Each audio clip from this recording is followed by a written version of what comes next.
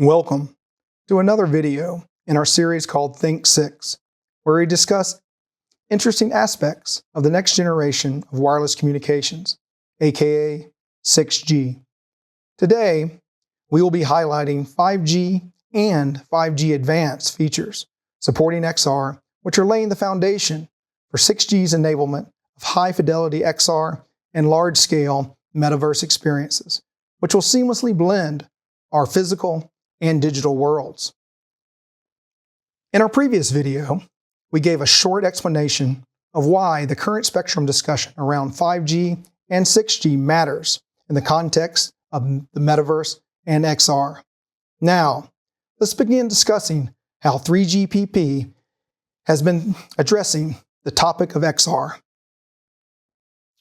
With Release 17, several work and study items were approved by the Technical Specification Group for Service and Systems Aspects, short SA.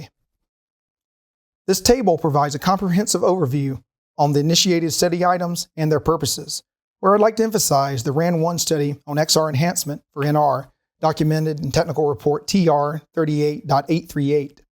This study, conducted in close coordination with SA4, delved into both downlink and uplink traffic models specifically tailored for cloud gaming, virtual reality, and augmented reality. The downlink traffic is modeled as a sequence of video frames arriving at the G-node B according to the considered video frame rates and random jitter following a Gaussian distribution with defined parameters. For uplink direction, the basis for the model is the assumption to transmit frequently small packets that carry information on pose and control of the HMD. The delay bound for this type of flow is very stringent, within 10 milliseconds. Using these models, the study carried out performance evaluation and analyzed cell capacity, power consumption, coverage, and mobility aspects based on a defined methodology that included deployment scenarios, UE configurations, BS configurations, and the TDD-UL-DL slot format pattern. Depending on the use case details, XR services exist between the two major application scenarios, enhanced mobile broadband and ultra-reliable low-latency communication, which demand support for constant high data rates and low latency. That puts stress on the modem, and power consumption becomes an issue. Therefore, XR necessitates a carefully managed balance between key performance indicators like reliability, latency, power efficiency, and capacity. 3GPP's introduction of 5G New Radio in Release 15 primarily catered to enhanced mobile broadband requirements, with some support for ultra-reliable low-latency communication. However, with Release 16, the focus shifted toward enhancing URLLC and addressing power consumption issues, creating a more favorable environment for XR applications. This release brought, besides significant enhancements in terms of power consumption, the introduction of new downlink control information formats designed to support canceling uplink transmissions. Additionally, the enhancement of existing formats with a 1-bit priority indicator now allows for high or low priority signaling, adding in intra-UE prioritization to effectively manage traffic conflicts. These advancements are particularly beneficial for XR applications, given their stringent latency requirements and the necessity to prioritize low-latency XR traffic to adhere to delay budgets.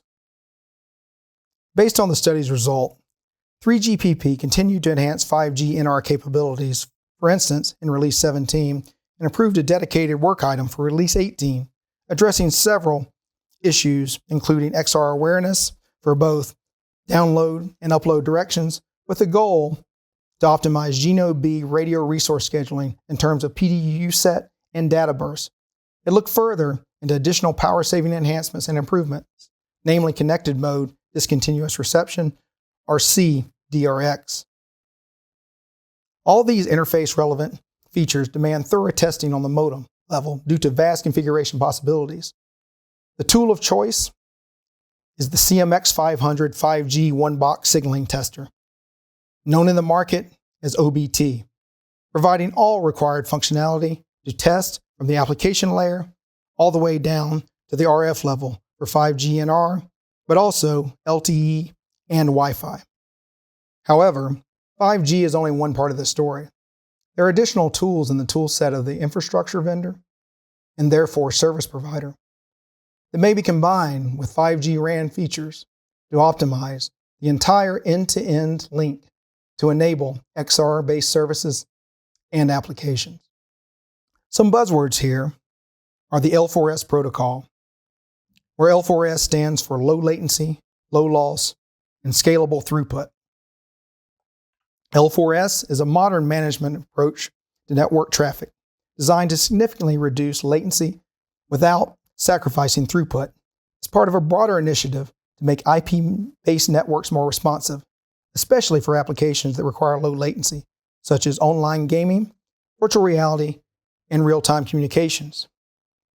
Another mechanism, not part of 3GPP, are modem vendor-specific APIs that will allow and support the direct information exchange between 5G modem and XR services running on the application layer. This could be, for instance, information about the RF conditions that may violate certain thresholds that make offloading to the cloud a non-viable option, and thus requiring the app to render content locally. So ultimately, it comes down to combining these different options in an intelligent way to enable the metaverse through XR-based services and applications. There's not one size fits all.